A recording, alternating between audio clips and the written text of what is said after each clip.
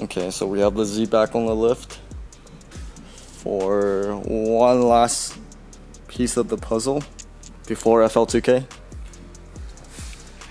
So we're gonna swap out these Boosted 6 intakes for, yeah, these are from SOHO Motorsports. They're the long tube front mount intakes. The only thing I'm concerned about is because we mount our inner chiller in the bumper, and we also route the hoses for the inner chiller through these intake ducts. I don't know how the fitment will be, or if it'll even fit. This is another reason why we can't run the AMS intakes with the box, the air box, because we use this for the hoses.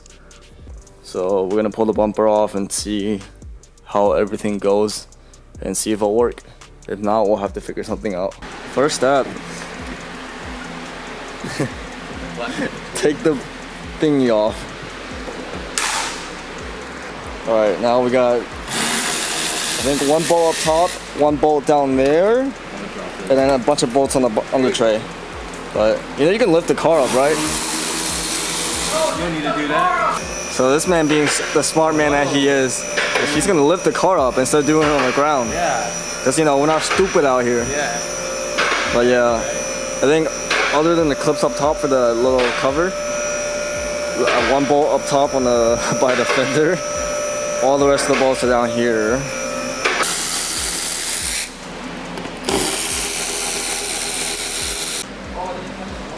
Oh no. Oh. This dude doesn't know how to work a lift. That's crazy. Okay, so we're gonna hit that one more bolt up here. And I think that's all it takes to get the bumper off. Well, there's also 2 clips on either side that you gotta take out too.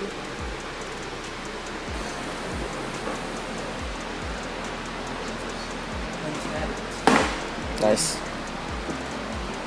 You know, we never showed how to take the bumper off last time when we did the inner chiller, so I guess this is like,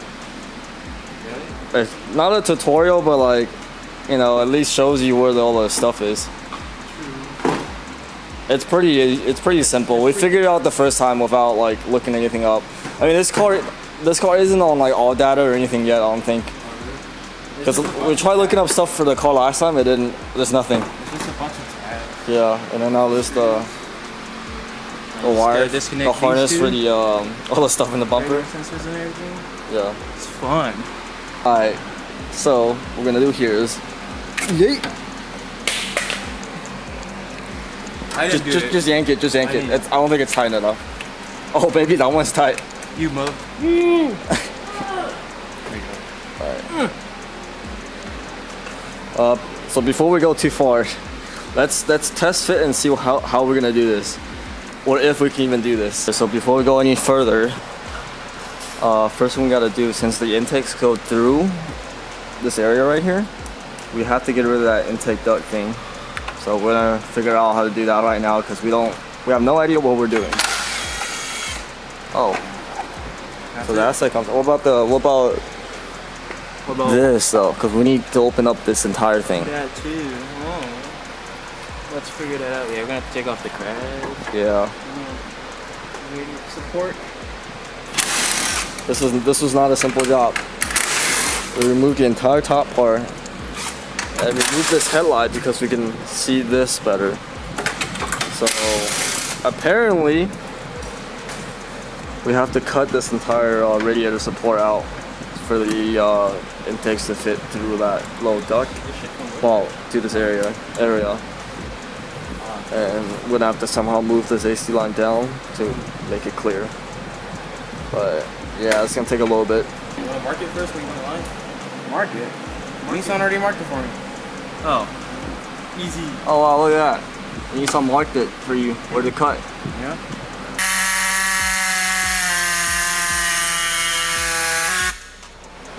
No eye protection, no gloves. OSHA approved. We do sketchy shit here, okay? Hey, cut this right here. Okay. Hey yo! Hey! Oh my god.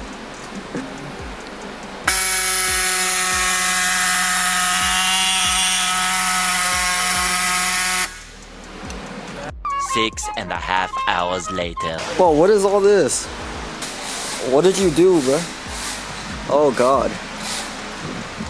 Well, that's a lot of shaving. I had to cut some stuff to make things work. I need an extension. I hate myself. Alright, so okay, this that was the easy one, right? Because there's nothing in the way. Whoa. Oh my God. Should I even be standing here? Why not? It's gonna be like metal coming after you, but come on. Oh my God. I just shaved that.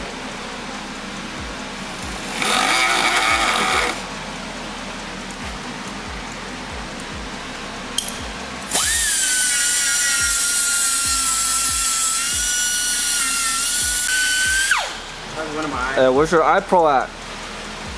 OSHA not approved. I got you like the previous episode, you know? Oh my God. This goofy ass. It works, it works. What the? Can you? How does he see? Nah, I got your ass. Oh. Oh, that barely fits in there.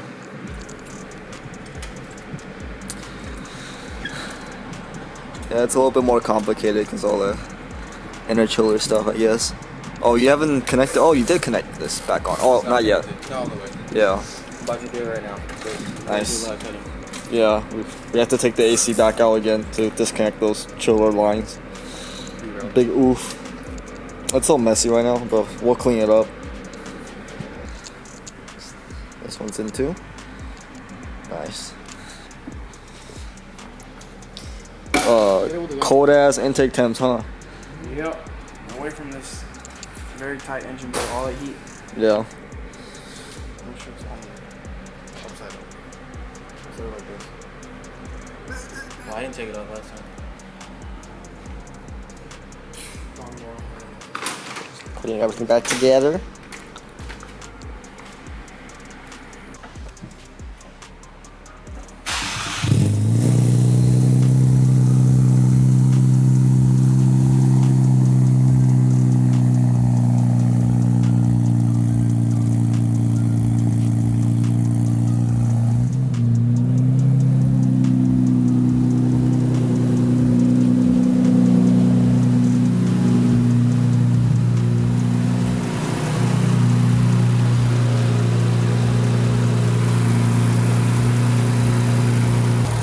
Right now I just checked the Ecutech.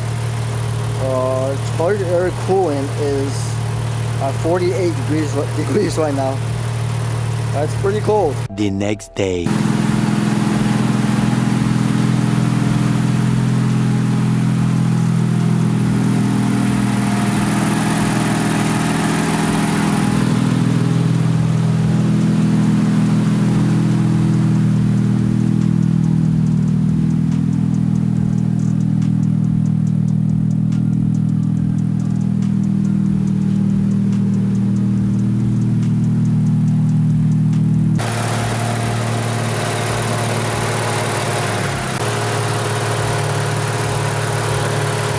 Nice and cold. And the car just started. Alright, I'm a bit too tall for this car, but we are in the Z on the dyno. We are going to record. I want to not say I don't like being in the camera. We're in the Z on the dyno today to test SOHO's new front mount intakes on 93 to get comparable numbers with that setup, and then we're going to put it on E85 and see what we can make with it today.